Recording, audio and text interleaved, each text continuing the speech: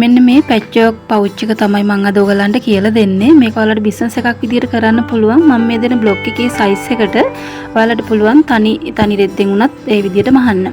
මම කියලා දෙන්නේ ඔයාලා ළඟ අයින් වෙන රෙදි කෑලි පාවිච්චි කරලා මේ විදිය දෙයක් කරලා බිස්නස් එකකට හරිය ඔයාලගේ පාවිච්චියට හරිය ගන්න විදිය.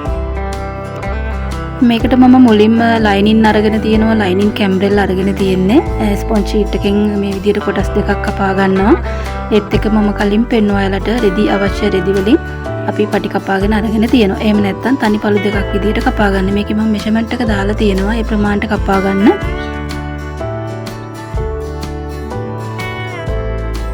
ඊට පස්සේ මෙන්න මේ විදිහට තමයි කපාගත්ත කොටස් ටික තියෙන්නේ. ලයිනින් කොටස් දෙකයි ස්පොන්ජ් කොටස් දෙකයි. මේකේ බ්ලොක් එක හැදෙන්නේ සෙන්ටිමීටර් 25ක් දිගට සෙන්ටිමීටර් 19ක් උස. ඒ කියන්නේ පළල පැත්තෙන් එන විදියට කොටසක් කපාගෙන ඊට පස්සේ අපි මෙන්න මේකේ මම මේ පෙන්නන තැන සෙන්ටිමීටර් 3 පොඩි කොටු දෙකක් දෙපැත්තෙන් ඇඳ ගන්න. ඒක තමයි පර්ස් එකේ අඩිය විදියට අපි කපලා ලයින් කරලා මහගන්නේ. මේ තියෙන්නේ මම රෙදි වලින් කපාගත්ත පටි ටික.